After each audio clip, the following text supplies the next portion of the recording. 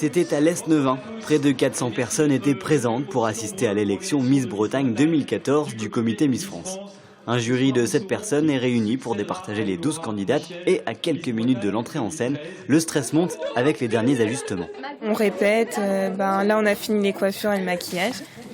J'essaie de remettre son nœud en place parce que c'est pas facile. Les changements préparatifs, s'entraider, oui, ça va être ça toute la soirée. Les candidates en profitent également pour glaner quelques conseils auprès de Miss France, présentes pour l'occasion dans la salle L'Arvorique. En général, elles sont contentes de me rencontrer parce qu'elles me suivent sur Facebook, sur les réseaux sociaux, sur le site du comité. Et voilà, c'est plein de rencontres. Et en ce qui concerne les Miss France, il y a de quoi s'y perdre un peu. Aujourd'hui, il y a 3 organisations, la Société Miss France d'Endemol et de TF1, le comité Miss Prestige National mené par Geneviève de Fontenay et enfin celui-ci, le comité Miss France associatif et donc pour une grande partie bénévole. Le fondateur s'appelle Jean Rébaud, mais le fondateur de l'autre comité s'appelle Guy Lévy. On n'en parle jamais. C'est bien dommage. On aurait su que du coup, ce n'était pas la dame au chapeau qui avait tout créé.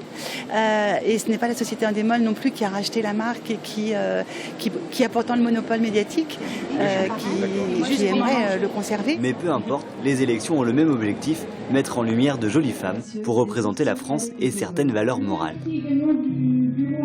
Être Miss France, c'est bien sûr être la représentante de la jeunesse française, ça c'est entendu.